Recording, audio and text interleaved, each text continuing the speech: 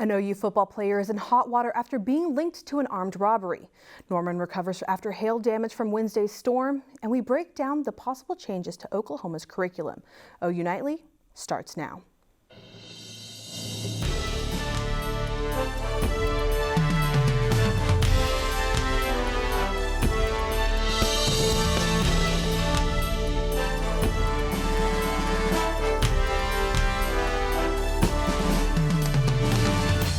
Hello and thanks for watching OU Nightly. I'm Olivia Dague. And I'm Sofia Olivas. We begin tonight with breaking news. According to paperwork filed with the Cleveland County District Court, OU football player Trajan Bridges is being evicted from his apartment. The Cottages of Norman gave Bridges the notice, stating a search warrant was executed at his housing unit on April 16th. It was revealed police seized property in connection with his involvement in an assault and robbery.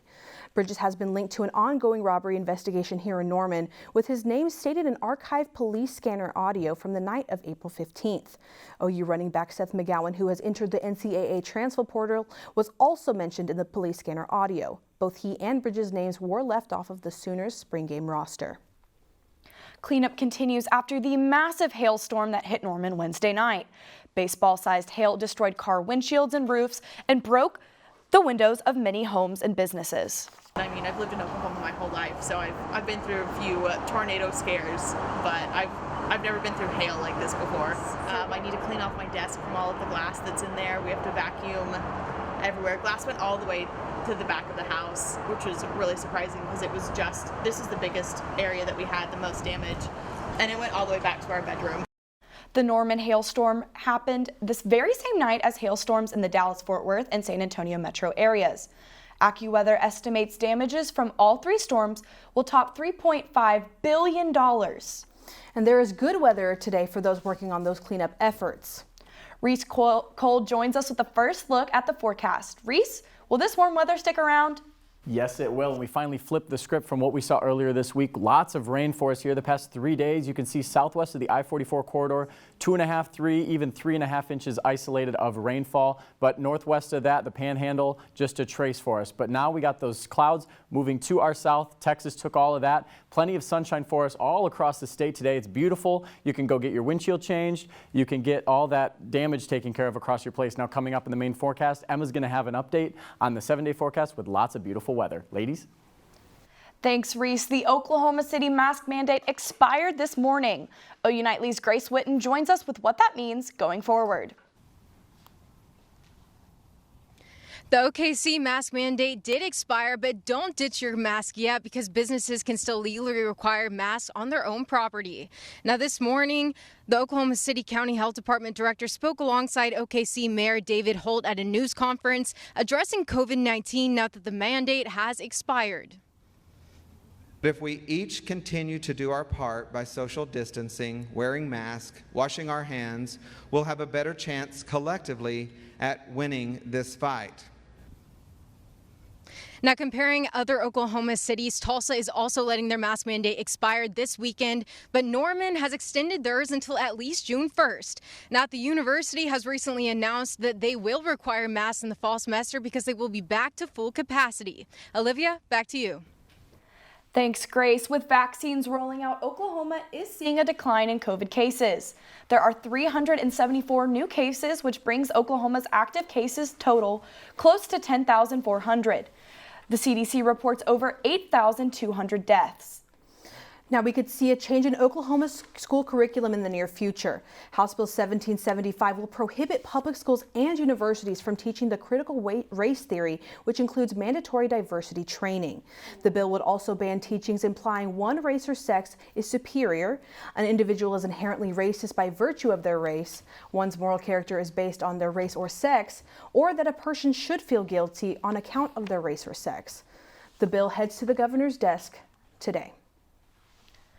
And COVID-19 continues to impact consumer goods. OU Nightly's Reece Cole explains how lumber pricing affects one local business. First, the toilet paper shortage. Then, guns and ammunition. Now, it's lumber, and prices are on the rise.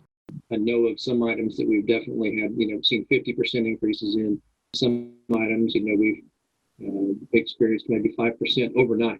Had no idea that the increase was coming. According to the Nasdaq, lumber prices reached new highs 3 of the 4 weeks in April, with the average cost quadrupling from early pandemic lows. The spike is influenced by demand, with home improvement and home construction a new favorite for families. Chad's business, focusing on interior wood products, is booming. So it's provided a very complex, several months because the business has not slowed down at all. As a matter of fact, if anything, it seems to have increased. And so the demand for material from us is at a maximum level. 90% of Norman Door and Plywood's business is with new homes, and new homes are popping up everywhere. Chad says to embrace that craziness. My gut wants to say the same thing and say, I don't know how we can stay this busy with all of these challenges going on, but it sure looks like it's gonna stick around for a bit.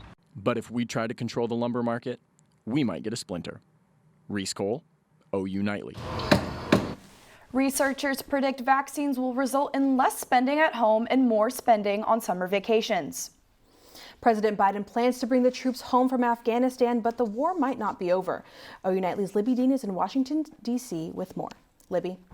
I'm outside the Pentagon, and the buzz in Washington this week was Biden's address to Congress.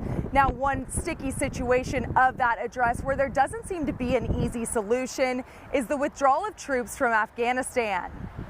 We degraded the terrorist threat of al-Qaeda in Afghanistan.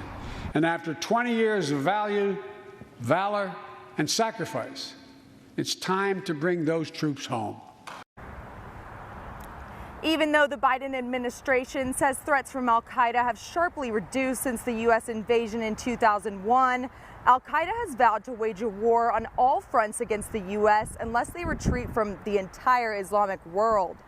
It's expected that the group will reunite with Taliban forces once U.S. troops have departed, but the U.S. does plan to keep tabs on the militant groups from outside the country. And this all comes full circle as this weekend marks the 10th anniversary of Osama bin Laden's death. Now, this war is far from over, and the U.S. troops may be leaving, but al-Qaeda will remain. Back to you at the desk. Thanks, Libby. India's COVID numbers continue to rise. Now, President Biden announces new travel restrictions. That story coming up. And in southeastern Oklahoma, people are on the lookout for a big mythical creature. Hear how a big bounty could drive up tourism in the state. We'll be right back.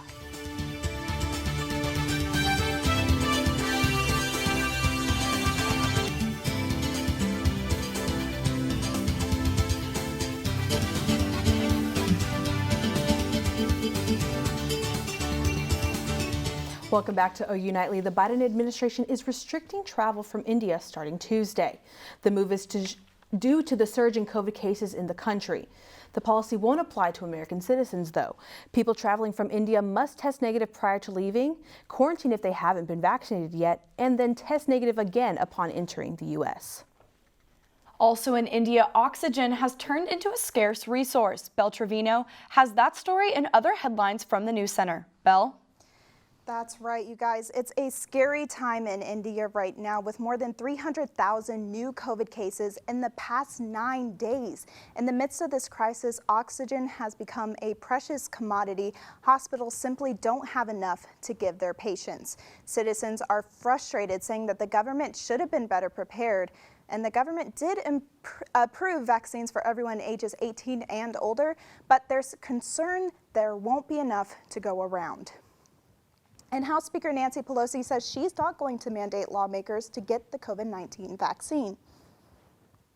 We cannot require someone to be vaccinated. That's just not what we can do. It is a matter of privacy to know who is or who isn't. Pelosi says she thinks science speaks for itself, and a number of lawmakers say they're ready for the House to get back to pre-pandemic protocols. And some good news, Disneyland is once again open in California. Mask and social distancing are required. The park is only opening at a 25% capacity. Olivia, are you ready to go back to the parks again? I'd love to take a trip down to Disney, but closer to home in southeastern Oklahoma, there are plans to issue a special hunting season for Sasquatch. OU Nightly's Mikayla Smith says this myth is worth some real money.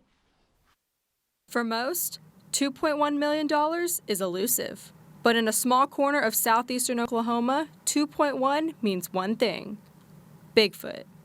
Oklahoma State Representative Justin Humphrey's goal is to drive up tourism for his section of the state. My goal is to try to get the Wildlife Department to maybe support a $25,000 bounty on Bigfoot, and that by doing so, we're going to have lots of people come out and want to participate in looking for Bigfoot. The original goal for the bounty of $25,000 to capture Bigfoot alive has been far surpassed, now standing at $2.1 million due to donations of private companies. With dozens of news outlets reporting on the bounty for Bigfoot, more people are hitting the road in hopes of finding our furry friend. The legislation may not have passed, but it served its purpose. Thanks to a hike in tourism, this small town is thriving, with businesses capitalizing more on Bigfoot. Local resident and Bigfoot enthusiast Charles Benton knows what this bounty means for his town. Well, I think more than anything what the bounty is going to do is just to bring a lot of people here, tourism. You know, everybody's going to be wanting to look for Bigfoot and see if they can see him. I've been in the woods my whole life, and I've only seen him once. While you may personally not see Bigfoot in the woods, his presence is one you cannot escape in Hochatown, Oklahoma. Bigfoot is an ever-growing business, with people young and old wanting to take part in the lore of the tall man in the woods. Oh, all of our customers are tourists. We hardly do very little locals. It's all tourists. The boost to this local economy is one that is welcomed by all residents, as businesses, recreational activities, and cabins in the area are all booming with business, that is, Bigfoot business. Humphrey says that profits from the Bigfoot tourism campaign will be used for lake, park, and road improvements. Come here and catch the Bigfoot fever, and who knows, you may be the lucky winner of $2.1 million. Mikayla Smith, OU Nightly. And it's about 4 hours from Norman to the Broken Bow area if you want to check it out for yourself. Well, today we are raising awareness for some of our furry friends. And find out why you should take today to visit your local animal shelter. And welcome back to OU Nightly. Today has been absolutely beautiful. We almost reached those 80s right now, 79 degrees, beautiful sunny conditions. If you haven't taken advantage, I highly recommend to do so. Cloud coverage mostly sticking further south right now, so that's just leaving gorgeous clear skies for today. Current temperatures across the state, 80s for Tulsa, Oklahoma City, Norman. We might have just touched the 80s, but it's been overall beautiful across the state. Current winds, we're going to have mostly easterly winds for today, but for your day planner tomorrow, waking up 58 degrees. We're going to slowly warm up into those 70s. Notice by 5 o'clock, though, the rain chances are going to start to increase. So taking a more detailed look right now, we see lots of scattered showers further towards our south starting Saturday morning, and then we can see a few pop-up showers and thunderstorms throughout the day, but right here Sunday morning is when we're going to start to see those few showers popping up, and then that's going to continue on and off for your Sunday into Monday as well. This is also showing a few scattered showers as well, but we'll give you more details up on that next time you tune into us on OU Nightly. For your 7-day forecast, though, tomorrow is the first day of May. Go out and have a good day before the sun finally returns for your Wednesday, Thursday, and Friday. So very excited for that sunshine to come back, Sofia and Olivia. Finally tonight, it's National Adopt a Shelter Pet Day. Here's some video from inside the Norman Welfare Center where you can adopt one of the 28 cats and dogs available. If you can't adopt, you can donate time, money, or supplies to your local shelter. And thanks for tuning into our last newscast of the semester. I'll be back in the fall, but Sofia graduates in less than a month, and we'll all miss you. Thank you so much for a great 4 years, and for the last time, I'm tossing it to another senior for her last Big Friday Sports. Sydney, what's on deck? Sofia, for the last time, hooray! Today on Big Friday Sports, we're filling you in on what happened during day one of the draft, and don't forget there's still 6 more Sooners left to be snagged. Stay with us.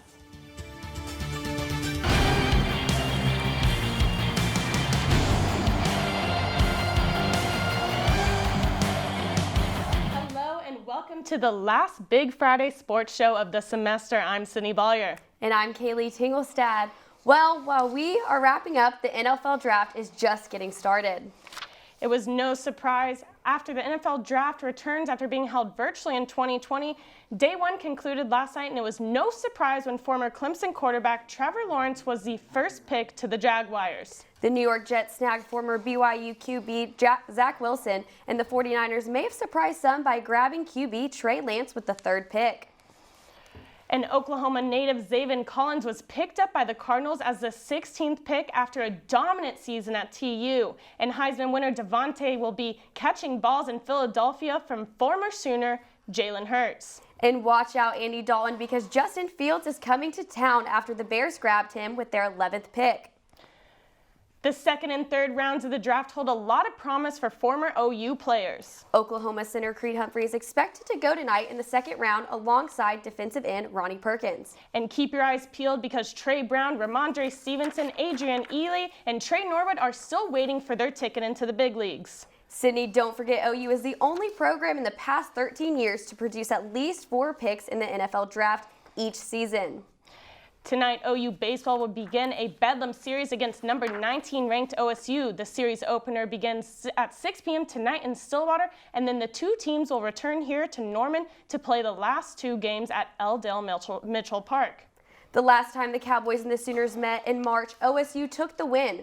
OU is 3-5 in their last 8 games against ranked opponents. OU track and field is headed west to compete in the Desert Heat Classic in Tucson, Arizona tomorrow to finish off the regular season. The Sooners are feeling hot after racking up 18 victories last weekend at the John Jacobs Invitational. The fun starts at 2 p.m. And since it's the last time we'll see you this semester, we have to update you on the Sooners of the spring. Who could forget men's basketball ended their last season with Lon Kruger dropping in the second round of the national tourney, while women's basketball finished their final season with Sherry Cole as head coach at 12-12. Men's golf is still going strong after finishing second in the Big 12. Now the men are anticipating what region they will be placed in for NCAA regionals. The women are the number 9 seed heading to the Columbus Regional. And men's gymnastics finished their season with more hardware, adding the NCAA second place trophy to their trophy case. Women's gymnastics continued their reign as the NCAA runner-up by less than a point behind Michigan. Meanwhile, wrestling finished their 24th in the NCAA after sharing the Big 12 title with Oklahoma State. And you can't talk Sooner sports without mentioning Sooner softball. The girls are still red hot, sitting at 39-1 and hope to continue their momentum into a game against Wichita State on May 4th. Men's tennis wrapped up their season 10-14, while the women finished theirs 15-6. Still to come on Big Friday Sports, find out if the Oklahoma City Thunder were able to start a winning streak. And which players suited up in a Thunder jersey for the first time. Welcome back to Big Friday Sports. Bedlam is here in Stillwater and Norman this weekend. Games on Friday, 79 degrees here in Norman, 74 and 76. Overall, it's going to be a great weekend to get outside and enjoy some Sooner baseball. The draft keeps looking better for the Thunder after another loss to the Pelicans last night. OKC could not keep up with Zion Williamson after scoring 27 points in last night's game. It was the debut of Thunder signee Gabriel Deck, and head coach Mark Daignault says despite putting up only 2 points, the Thunder see the potential in him. I mean, he can play, and that's why he's here. Our people do a great job of identifying, players, at every level and all around the world. And we try not to put any constraints on that. And then when they come here, we try to do the best we can to put them on a plan that's going to allow them to continue to grow in our environment. And he's no different from that.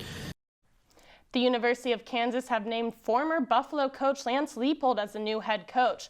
Leipold is a 6-time Division III national champion, 5-time Conference Coach of the Year, and the fastest coach in NCAA history to reach 100 career wins. Leipold takes the reins from the recently fired Les Miles. Hall of Fame second baseman Roberto Alomar has been banned by Major League Baseball after sexual misconduct allegations. The National Baseball Hall of Fame was shocked, but will keep Alomar's plaque on display at this time. Alomar also lost his position as special assistant for the Toronto Blue Jays. The Washington Wizards defeated the Los Angeles Lakers 116-107 Wednesday night. Lakers star LeBron James remained out as he recovers from an ankle injury, but James was still able to get some action Wednesday night after a fan calls LeBron a big baby. LeBron made sure to show the fan that he heard him as he pretended to fake cry. Take a look at what happened. Hey LeBron, you're a big baby! Oh, don't say that. That's rude. Kaleigh, I don't even need to fake the tears because it's my last time sitting at the desk, so the real tears are going to start flowing. Well, Sydney, you can watch the Kentucky Derby tomorrow to make you feel better. Kidding, of course, but for Big Friday Sports, I'm Kaleigh Tingelstad. And I'm Sydney Baulier. And for OU Nightly, this is our last broadcast of the spring 2021 semester. We want to thank all of our viewers for watching and the faculty and staff involved with the newscast for guiding us. And most importantly, we want to salute our graduating seniors. Thanks again, and we'll see you in the fall. Good night.